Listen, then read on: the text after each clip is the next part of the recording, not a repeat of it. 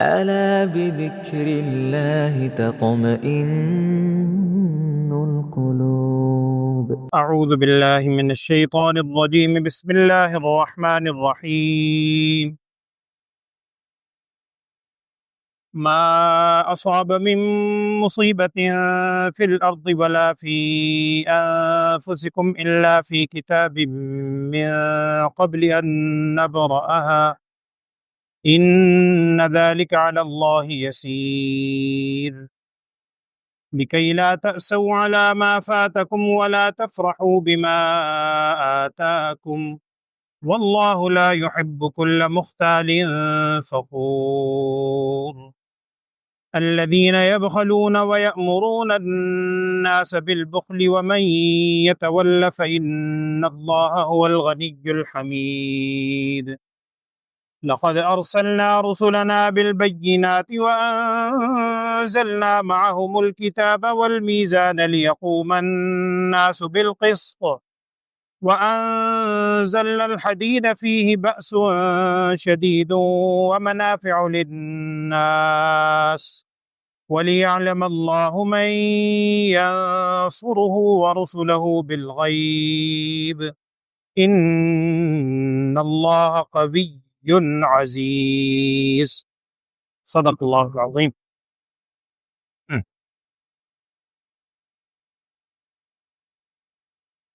بسم اللہ الرحمن الرحیم. کل کی آیات میں آپ نے یہ الفاظ سنے تھے کہ اللہ جل شانہ کی طرف سے کہا گیا تھا کہ دنیاوی زندگی کی مثال کیسی ہے. تم جان لو کہ دنیا کی زندگی کی مثال ایسے ہے. بالکل ابتدا سے اسٹیجز بیان کیے تھے. پہلے چھوٹا بچہ ہوتا ہے، اسے کھیل کود بڑا پسند ہوتا ہے، پھر بڑا ہوتا ہے، زیب و زینت اس کو بڑی اچھی لگتی ہے، اور آگے جاتا ہے تو پھر وہ فخر کرنے لگتا ہے مختلف چیزوں پر، پھر اور آگے بڑھتا ہے تو پھر مال و دولت پہ ایک دوسرے پر اتراتا ہے، فخر کرتا ہے. اور ساتھ یہ بھی ذکر کیا تھا میں نے آپ سے کہ ہر اسٹیج سے گزرنے کے بعد جب بندہ اگلے درجے پر پہنچتا ہے تو پچھلے درجے کو دیکھ کے ہنستا ہے کہ میں ان چیزوں کے اوپر لڑتا تھا، میں ان چیزوں سے دل لگاتا تھا، میری ساری سوچ انہی چیزوں میں موجود تھی. ان چیزوں کو دیکھ کے انسان ہنستا ہے. بالکل اسی طریق پر جو تیسری اسٹیج بیان کی ہے انسان کی آخری، کہ مال و دولت میں تکاثر، مال کی کثرت کو بڑا اچھا سمجھتا ہے. ابھی دنیا تک تو وہ اچھا سمجھتا رہے گا. جب یہ آنکھ بند ہوگی پھر اسے احساس ہوگا اس بات کا بھی، چونکہ اس اسٹیج سے بھی گزرا نہیں ہے. پھر اسے احساس ہوگا کہ اوہو، میں جس کو بڑا سمجھتا تھا، میں جس مال و دولت پہ بڑا فریفتہ تھا، اسی پہ ایک دوسرے کے حقوق پائمال کرتا تھا، حلال و حرام کی تمیز کھو بیٹھتا تھا، وہ مال تو کچھ بھی کام نہیں آیا. تو کل کو جا کے انسان کو احساس ہوگا. اور اگر تمہیں کل کا ابھی یقین نہیں ہے تو اگلے الفاظ میں کیا کہا تھا اللہ تعالیٰ نے ارشاد فرمایا تھا کمثل غیث، بارش کو دیکھ لو، وہ زمین پہ گرتی ہے، کسان بڑا خوش ہوتا ہے، لیکن وہ خوشی کتنے دن کی؟ وہی جو خوبصورت لہلہاتا کھیت ہے تھوڑے دن کے بعد وہ جھکنے لگتا ہے، پیلا ہو جاتا ہے، زرد ہو جاتا ہے اور چورا چورا ہو جاتا ہے. یہی انسان کی مثال ہے، اور میرے آپ کی نہیں، شروع سے جب سے انسان ہے دنیا کی پوری زندگی کی یہی مثال ہے. ساری چیزیں فنا ہونے والی.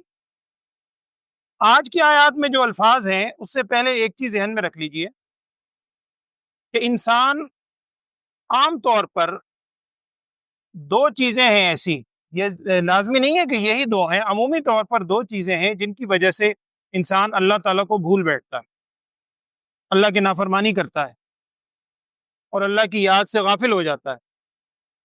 اس میں ایک چیز تو ہے مال و دولت کی فراوانی. مال و دولت بہت مل جاتا ہے، بڑا اسے یعنی اولاد بھی، مال بھی، منصب بھی بڑا ملتا ہے، اس مال و دولت میں آگے اللہ کو بھول جاتا ہے. اس کا ذکر تو پچھلی آیات میں تھا. دوسری ایک کیفیت اور ہوتی ہے، اللہ محفوظ رکھے، بعض اوقات انسان تکلیف میں، مشکلات میں، اللہ کی طرف سے آزمائش کی صورت میں بھی اللہ سے نا امید ہو جاتا ہے اور شیطان اس کو مایوسی کی طرف لے جاتا ہے. اور مایوسی سے پھر اس کا نتیجہ کیا نکلتا ہے؟ اللہ تعالیٰ سے مایوس، اور ظاہری بات ہے خدا سے مایوسی کفر کے قریب ہے۔ اللہ سے مایوس ہونا تو انتہائی برا۔ اس برے چیز میں پڑنے کی وجہ سے شیطان کو موقع ملتا ہے، پھر شیطان مختلف اس در پر اس در پر، وہ دینے والا اللہ سے اس کی یعنی رسی کاٹنے کی کوشش کرتا ہے۔ تو یہ بھی ایک بہت بڑی آزمائش کی صورت ہے۔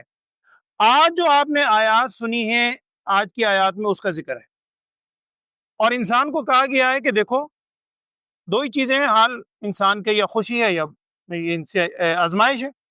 نبی صلی اللہ علیہ وسلم نے ایک حدیث میں ارشاد فرمایا تھا، جس کا مفہوم یہ ہے، آپ صلی اللہ علیہ وسلم نے ارشاد فرمایا بندہ مومن کی بھی عجیب حال ہے، عجیب حالت ہے۔ اس کا مفہوم عرض کر رہا ہوں، بندہ مومن کی عجیب حالت ہے، یا اس کو اللہ کی طرف سے خوشی ملتی ہے، بڑی نعمتیں ملتی ہیں، وہ اس پر اللہ کا شکر ادا کرتا ہے، یہ بھی خیر ہی خیر ہے، اور یا اس پر اگر کوئی مشکل آتی ہے، کوئی مصیبت آتی ہے، بیماری آتی ہے، جانی طور پر، مالی طور پر، صحت کے اعتبار سے، تو وہ اللہ کی توفیق سے صبر کرتا ہے، یہ بھی اس کے لیے خیر ہے۔ اور آپ صلی اللہ علیہ وسلم نے ارشاد فرمایا تھا کہ یہ بندہ مومن کو حاصل ہے، دوسرے کو جس کا ایمان اللہ پر نہیں اسے یہ چیزیں حاصل نہیں ہیں۔ تو یہ دو ہی کیفیت ہے انسان پر، خوشی کی یا تکلیف کی۔ اب یہاں آج کی آیات میں کیا بیان کیا گیا کہ دیکھو کوئی بھی مصیبت جو انسان پر اترتی ہے نا، یہاں قرآن کے الفاظ تو ہیں ما اصاب من مصیبت فی الارض ولا فی انفسکم، زمین میں یعنی دنیا میں کوئی بھی مصیبت نہیں اترتی اور نہ ہی تمہاری اپنی جان میں، مگر کیا ہے؟ الا فی کتاب من قبل ان نبرأها، اللہ تعالیٰ نے پہلے ہی ایک کتاب میں لوح محفوظ میں اس کو لکھ رکھا ہے، من قبل ان نبرأها، اس کے ظاہر ہونے سے پہلے یا اس کا پیدا ہونے سے پہلے۔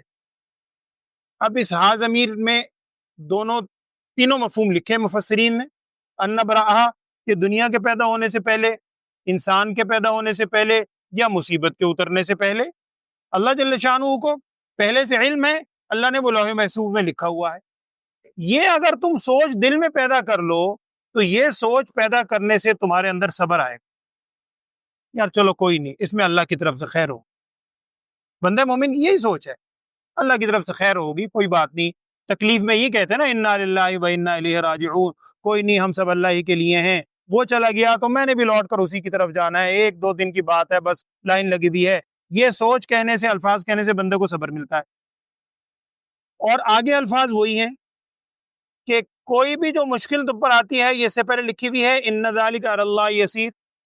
اگر کوئی شخص یہ سوچتا ہے کہ جی ایک چیز ابھی وجود میں ہی نہیں آئی، انسان کا وجود ہی نہیں ہے، اب آگے جا کے اس نے کیا کرنا ہے، یہ اللہ تعالیٰ نے پہلے سے کس طرح لکھ لیا، تو اس کا جواب انہی الفاظ میں ہے کہ اللہ کے بندو ان ذالک علی اللہ یسیر، اللہ تعالیٰ پر تو بڑا ہی آسان ہے، اللہ تو خالق ہے، اللہ تو مالک اور رازق ہے۔ ہم دنیا میں دیکھتے ہیں، دنیا میں ہم دیکھتے ہیں، آپ نے دیکھا ہوگا ہم بھی صبح و شام کرتے ہیں۔ آپ کا کوئی دوست ہے فرض کیجئے، آپ کے ساتھ کمرے میں رہتا ہے، آپ نے دیکھا کہ ایک دن وہ دوست اپنی چیزیں اٹھا رہا ہے، سمیٹ رہا ہے، وہ بھی رکھ رہا ہے بیگ میں، وہ بھی رکھ رہا ہے، وہ بھی رکھ رہا ہے، وہ بھی سمیٹ رہا ہے، وہ بھی سمیٹ رہا ہے، اس نے کچھ نہیں بتایا، آپ نہ آپ کی بات ہوئی، آپ نے دیکھ کے اندازہ لگایا کہ یار یہ جانے والا، یہ سفر کرنے لگا ہے، کہیں جا رہا ہے۔ آپ دوسرے کمرے میں گئے، آپ نے جا کے ایک بورڈ پہ لکھ دیا کہ فلاں بندہ جو ہے نا میرا دوست، یہ سفر کرنے والا ہے، آپ نے پہلے لکھا ہے، نہ اس نے آپ کو بتایا، آپ نے کیسے اندازہ لگایا نا، ایک اندازہ لگایا، اس کی وہ موومنٹ دیکھ کے، اس کی تیاری دیکھ کر آپ نے ایک اندازہ لگایا۔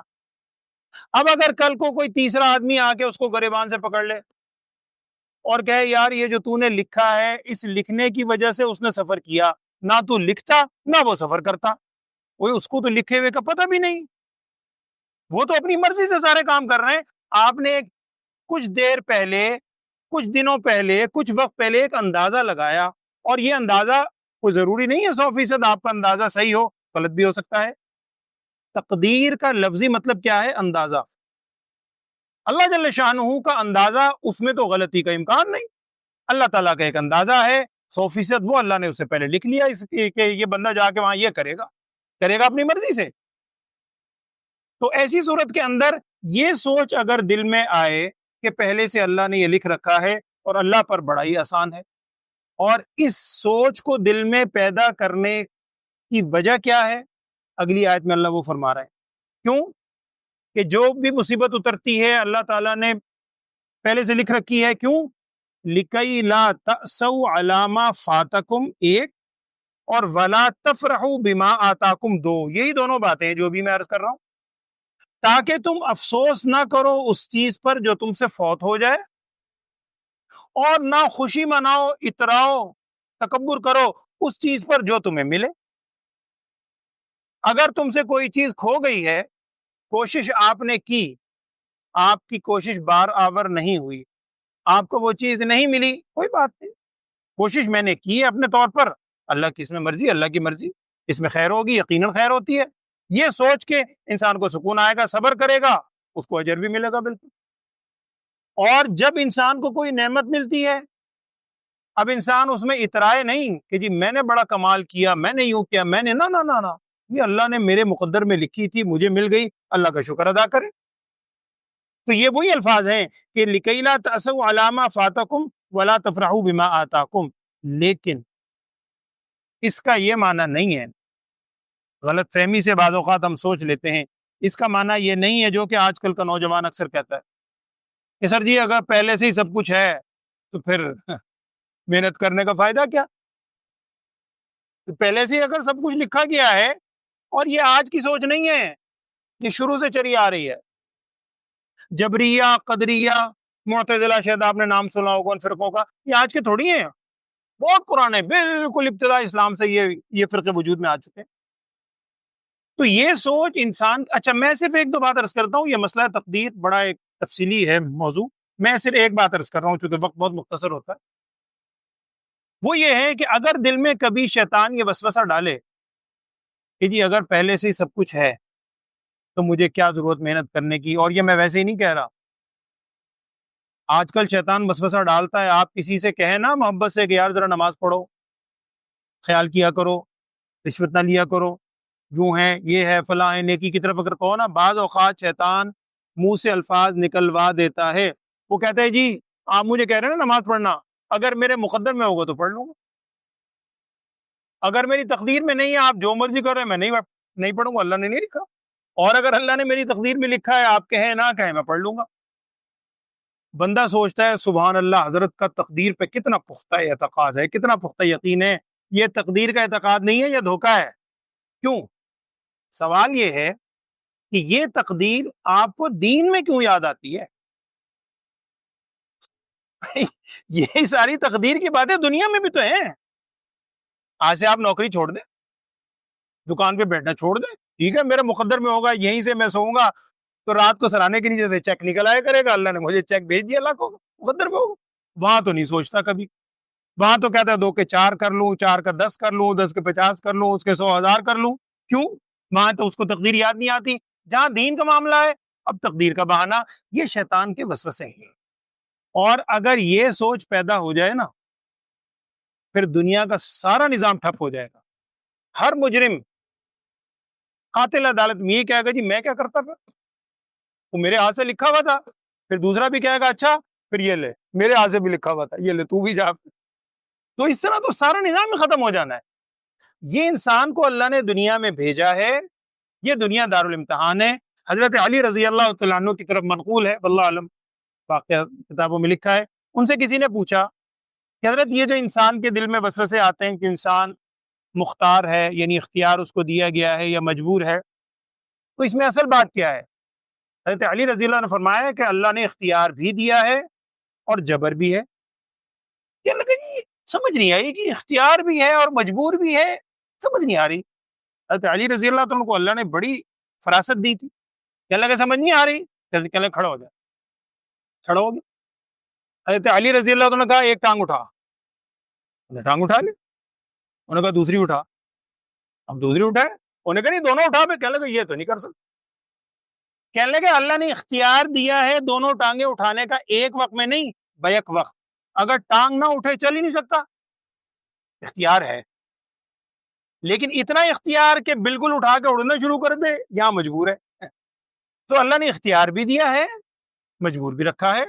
تو یہ اور پھر آخری بات یہ ذہن میں رکھیے گا کہ نبی صلی اللہ علیہ وسلم ایک دفعہ باہر تشریف لائے تو صحابہ کرام اسی حوالے سے گفتگو کر رہے تھے تقدیر کے مسئلے کے بارے میں۔ حدیث کے اندر آتا ہے کہ آپ صلی اللہ علیہ وسلم سخت ناراض ہوئے اور نبی صلی اللہ علیہ وسلم نے جو جملہ ارشاد فرمایا اس کا مفہوم یہ ہے کہ کیا میں اس لیے بھیجا گیا ہوں؟ اور پھر ارشاد فرمایا کہ تم سے پچھلی قومیں بنی اسرائیل اور دیگر قومیں اسی وجہ سے زیادہ ہلاکت میں پڑی ہیں کہ وہ عمل سے پیچھے ہٹ گئے اور تقدیر کو لے کے بیٹھ گئے۔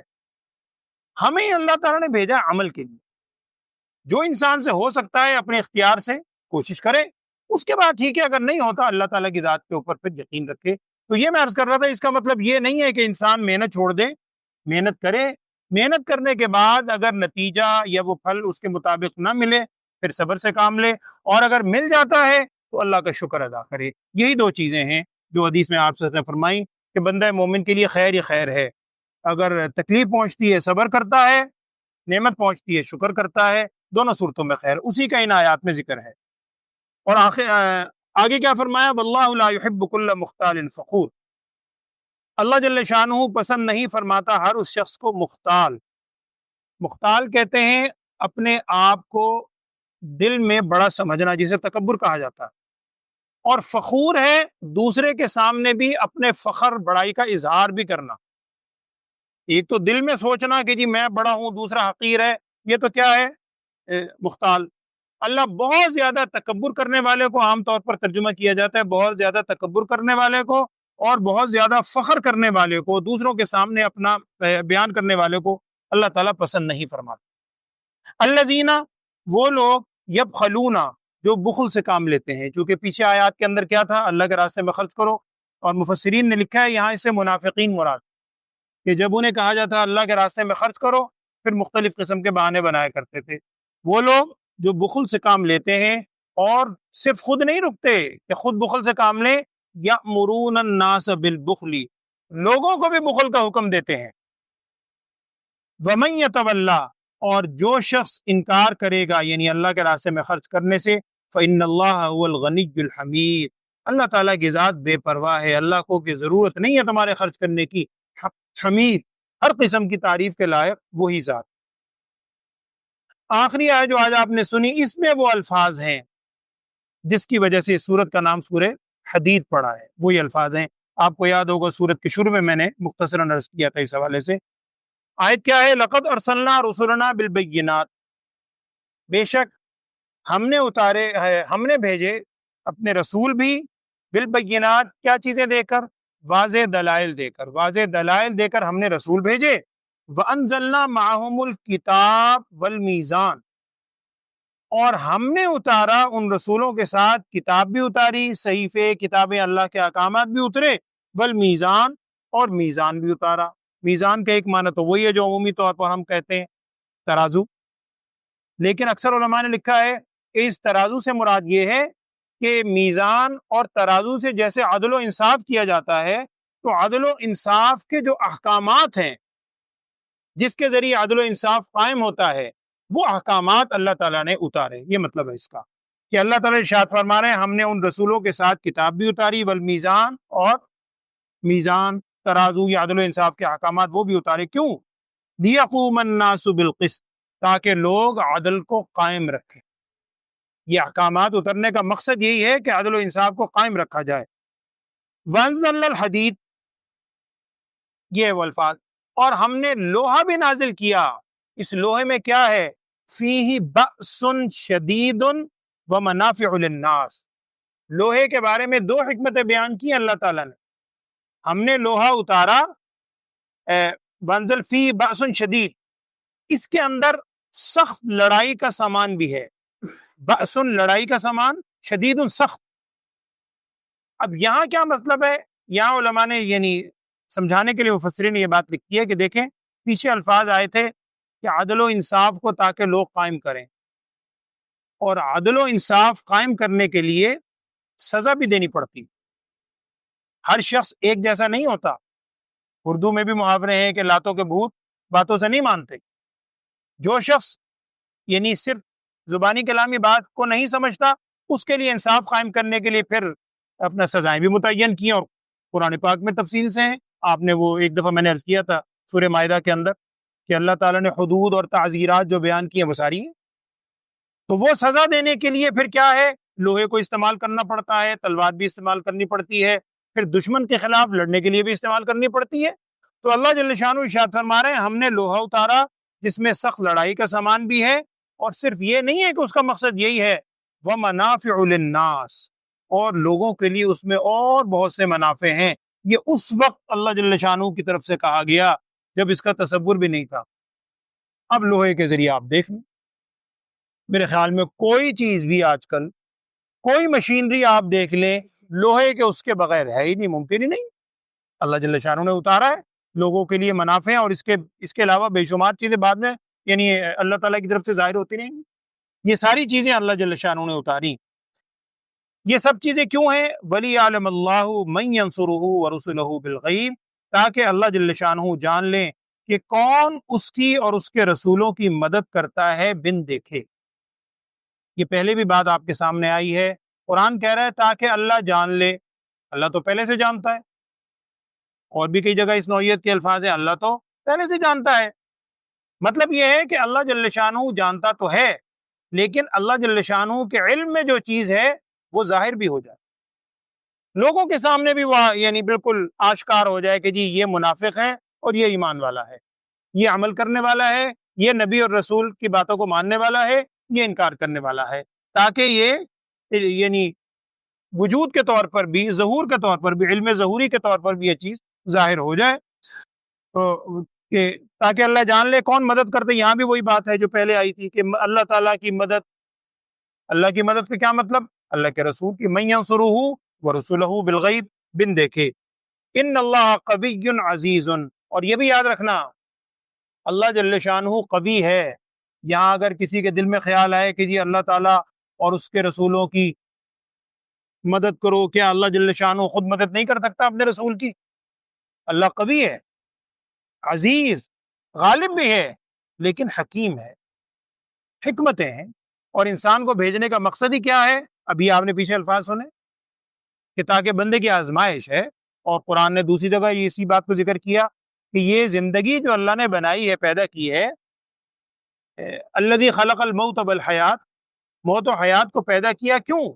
ویسے ہی نہیں کہ زندگی گزار کے چلے جاؤ، لیبلوکم، تمہاری آزمائش ہے تاکہ تمہیں آزمائے، ایکم احسن عملا، کون تم میں سے بہترین عمل کرتا ہے۔ تو ہمیں بھی جو اللہ نے زندگی دی ہے، یہ میری اور آپ کی ساری انسانیت کی آزمائش ہے کہ کون بہترین عمل کرتا ہے، خصوصاً اگر کوئی مشکل ہو، اللہ نہ کرے، اس میں صبر سے کام لے، اور اگر اللہ جل شانہ کی طرف سے کوئی نعمت ملتی ہے اس میں شکر سے کام لے۔ اللہ تعالیٰ عمل کی توفیق دے، آمین۔ ترجمہ پڑھیں۔ اعوذ باللہ من الشیطان الرجیم، بسم اللہ الرحمن الرحیم۔ ما اصاب من مصیبت فی الارض ولا فی انفسکم، اور نہیں اترتی کوئی مصیبت فی الارض، زمین میں، نہ ہی تمہاری نفس میں، تمہاری جانوں میں، الا فی کتاب، مگر وہ ایک کتاب یعنی لوح محفوظ میں لکھی ہوئی ہے، من قبل ان نبرأہا، اس کے پیدا ہونے سے یا اس کے ظاہر ہونے سے بھی پہلے اللہ نے وہاں لکھ رکھا ہے۔ اور اگر تم سوچتے ہو کہ اللہ نے کیسے لکھ رکھا ہے تو ان ذالک علی اللہ یسیر، بے شک یہ بات اللہ تعالیٰ پر بہت ہی آسان ہے۔ یہ ساری چیزیں کیوں اللہ نے لکھ رکھی ہیں پہلے سے، مصیبت کے اترنے سے پہلے؟ لِکَیْ لَا تَأْسَوْا عَلَىٰ مَا فَاتَکُمْ، تاکہ تم افسوس نہ کرو اس چیز پر جو تم سے فوت ہو جائے۔ آپ نے وہ حدیث کا مفہوم سنا ہے، حضرت ابراہیم علیہ السلام، حضرت ابراہیم آپ صلی اللہ علیہ وسلم کے صاحبزادے، جب ان کا انتقال ہوا تو حدیث میں الفاظ آتے ہیں، آپ صلی اللہ علیہ وسلم نے جو ارشاد فرمایا تھا اس کا مفہوم یہی کہ دل ہمارے غمگین ہیں، آنکھیں ہماری رو رہی ہیں، دل میں افسردگی ہے، اور اے ابراہیم آپ کے جدا ہونے سے ہمارا دل غمگین ہے، لیکن زبان سے ناشکری کا کوئی کلمہ ہم نہیں کہتے۔ اس موقع پر صبر سے انسان اگر کام لے تو اللہ کے ہاں بہت بڑے اجر بھی ہیں، اس کے درجات ہیں۔ اعوذ باللہ من الشیطان الرجیم۔ لِکَیْ لَا تَأْسَوْا عَلَىٰ مَا فَاتَکُمْ وَلَا تَفْرَحُوا بِمَا آتَاکُمْ، اور نہ ہی تم خوشی مناؤ اس چیز پر جو تمہیں ملے۔ وَاللَّهُ لَا يُحِبُّ كُلَّ مُخْتَالٍ فَخُورٍ، اور اللہ تعالیٰ پسند نہیں کرتا ہر اس شخص کو جو بہت زیادہ تکبر کرنے والا ہے اور بہت زیادہ فخر کرنے والا ہے، اترانے والا ہے۔ الذین، وہ لوگ، یہ فخر کرنے والے یا تکبر کرنے والے وہ کون ہیں؟ وہ لوگ جو بخل سے خود بھی کام لیتے ہیں اور وَيَأْمُرُونَ النَّاسَ بِالْبُخْلِ لوگوں کو بھی حکم دیتے ہیں بخل کا۔ وَمَن يَتَوَلَّ اور جو شخص انکار کر دے یعنی اللہ جل شانہ کی اطاعت سے انکار کرے فَإِنَّ اللَّهَ هُوَ الْغَنِيُّ الْحَمِيدُ بے شک اللہ تعالیٰ وہ بے پرواہ ہے، تعریف کے لائق ہے۔ لَقَدْ أَرْسَلْنَا رُسُلَنَا بِالْبَيِّنَاتِ بے شک ہم نے بھیجے اپنے رسول واضح دلائل کے ساتھ۔ وَأَنزَلْنَا مَعَهُمُ الْكِتَابَ وَالْمِيزَانَ اور ہم نے اتارا ان رسولوں کے ساتھ کتاب بھی اتاری اور میزان بھی اتارا۔ لِيَقُومَ النَّاسُ بِالْقِسْطِ تاکہ لوگ قائم کریں انصاف کو۔ وَأَنزَلْنَا الْحَدِيدَ اب اگر انصاف قائم نہ ہو سکے، لوگ شرارت کریں، پھر حدید کی ضرورت پڑتی، پھر سزا کی ضرورت پڑتی ہے، وہ بھی اللہ نے اتاری۔ وَأَنزَلْنَا الْحَدِيدَ اور ہم نے اتارا لوہا، فِيهِ بَأْسٌ شَدِيدٌ اس میں سخت لڑائی کا سامان ہے، اور وَمَنَافِعُ لِلنَّاسِ لوگوں کے لیے اس کے علاوہ بہت سے منافع بھی ہیں۔ وَلِيَعْلَمَ اللَّهُ اور تاکہ یہ اتارنے کا مقصد کیا ہے سارے احکامات دینے کا، تاکہ اللہ تعالیٰ جان لے کہ مَن يَنصُرُهُ وَرَسُولَهُ بِالْغَیْبِ کہ کون اللہ کی مدد کرتا ہے اور اس کے رسولوں کی بن دیکھے۔ ان اللہ قوی عزیز بے شک اللہ تعالیٰ بڑا قوی ہے اور بڑا ہی غالب بھی ہے۔ اللہ تعالیٰ ہمیں ان باتوں پر عمل کرنے کی توفیق عطا فرمائے، اللہم آمین۔ الحمدللہ رب العالمین، اللہم صلی علی سیدنا و مولانا محمد وعلی آل سیدنا و مولانا محمد وبارک وسلم۔ یا اللہ ہم سب کے گناہوں کو معاف فرما، تمام لغزشات سے درگزر فرما۔ ہم سب کو یا اللہ جو بھی تو نعمتیں عطا فرماتا ہے ان پر کامل طور پہ شکر ادا کرنے کی توفیق عطا فرما۔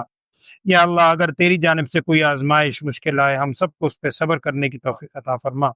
صبر کرنے پر جن درجات کا تو نے وعدہ کیا ہے، ہم سب کو وہ درجات بھی عطا فرما۔ جتنے لوگ بیمار ہیں، تمام بیماروں کو صحت، عافیت، سلامتی والی زندگی عطا فرما۔